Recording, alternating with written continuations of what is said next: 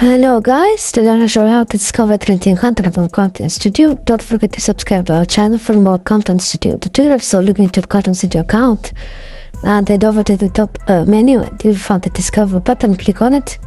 This will open discover and trending content on ContentStudio. You can select the trending capital.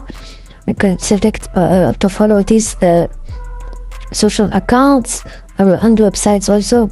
You can have the politics and news, the movies, music, audio, health, software, internet and telecom, space technology, computer security, marketing. So I have all the domains here. I can select to follow this trend. Follow this trending word account and choose your group here and click on create. And here fit tag group created successfully for this social account. And this is pretty much it, guys. If you found this video helpful, don't forget to like, subscribe, or leave a comment.